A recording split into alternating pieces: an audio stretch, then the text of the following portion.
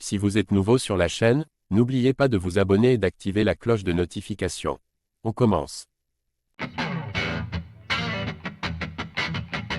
Sauf énorme surprise, Benoît Saint-Denis sera dans la capitale en septembre prochain pour sa 3e participation à l'UFC Paris.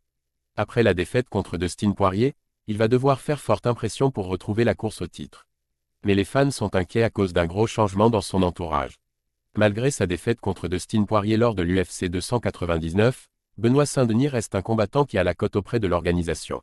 Il faut dire qu'à chaque fois qu'il monte dans la cage, il n'a qu'un objectif, arracher la tête de son adversaire. Alors qu'il gagne ou qu'il perde, il fait le spectacle, et Dana White n'en demande pas plus à ses potentielles têtes d'affiche.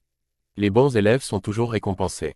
Pour la 3e édition de l'UFC Paris en septembre, l'ancien des forces spéciales pourrait donc avoir droit à un petit cadeau sous la forme d'un adversaire de renom, mais avec style qui lui correspond. Malheureusement, l'heure n'est pas encore à l'excitation, mais plutôt à l'inquiétude chez les fans. En effet, si l'on se fie à son compte Instagram, il aurait coupé les ponts avec son entraîneur Daniel Warin, architecte de son excellent début de carrière. Séparation polémique entre Saint-Denis et Warin. Benoît Saint-Denis ne mentionne plus Daniel Warin dans sa bio, et les deux ne se suivent plus. S'il n'y a peut-être rien de grave derrière cela, difficile de ne pas s'inquiéter tant ce duo fonctionnait bien. Warin lui a tout appris du MMA, lui a toujours préparé des plans d'attaque parfaits pour ses combats les plus relevés.